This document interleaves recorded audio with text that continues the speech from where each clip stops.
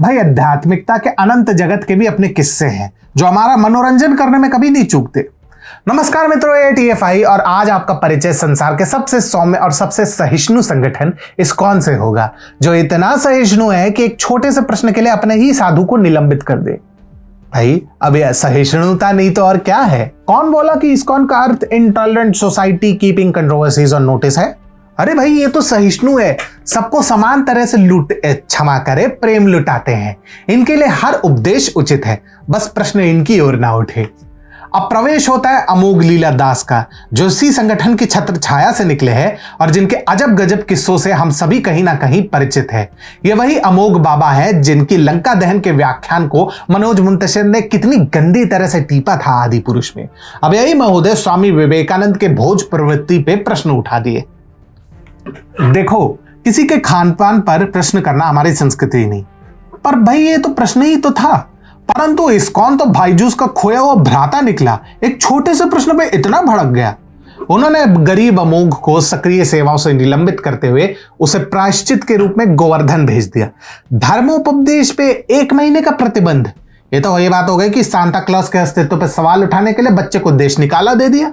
अब आइए अद्वैत वेदांत और व्यवहारिक रूप से सनातन धर्म में इनके प्रिय वैष्णववाद को छोड़कर किसी भी अन्य मार्ग के प्रति इस्कॉन की विशेष घृणा की सराहना के लिए एक क्षण ले। ये वैसा ही है जैसे आपको एक बुफे में आमंत्रित किया गया हो, परंतु कहा जाए कि आप केवल एक ही व्यंजन खा सकते हैं और कोई अन्य व्यंजन खाना तो अपराध है। भैया, विविधता जीवन का मसाला है इस्कॉन, कुछ नहीं जाएगा इसमें।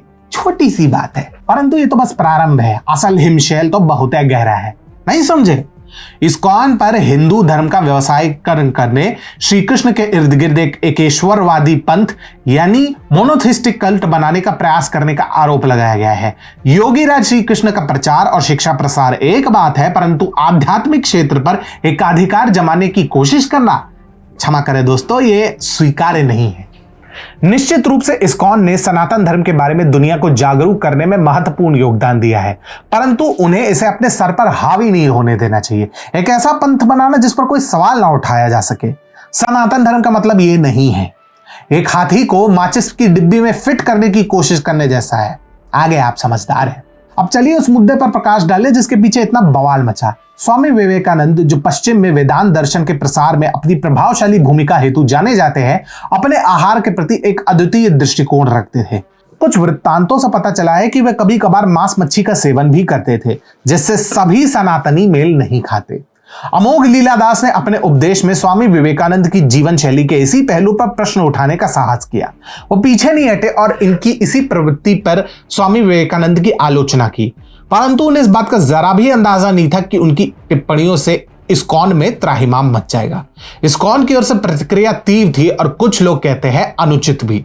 अमोघ लीलादास को सक्रिय सेवाओं से निलंबित किया गया और प्रायश्चित के तौर पे गोवर्धन भेजा गया। ऐसा लगता है कि किसी आध्यात्मिक आइकन की आदतों पर सवाल उठाना इस्कॉन समाज के लिए श्रेयस्कर नहीं, परंतु इतना भी प्रश्नों से क्या चिढ़। हालांकि सनातन धर्म के बारे में दुनिया को जागरूक करने में इस्कॉन के योगदान को नजरअंदाज नहीं किया जा सकता है, परंतु विनम्रता और खुलेपन की भावना बनाए रखना भी आवश्यक है। हम ही हम है, बाकी पानी कम है रवैया विकसित करना केवल दूसरों को अलग थलग करने और ऐसा माहौल बनाने का काम करता है जहां प्रश्न करने को ही हतोत्साहित किया जाए। आध्यात्मिक विकास आखिरकार आत्मनिरीक्षण, अन्वेषण और विभिन्न दृष्टिकोणों से जुड़ने की इच्छा पर पनपता है। इस्कॉन और स्वामी विवेकानंद के मांस खाने की प्रवृत्ति के बीच के टकराव ने धार्मिक संगठनों के निहित हास्य और विडंबना को प्रदर्शित किया है।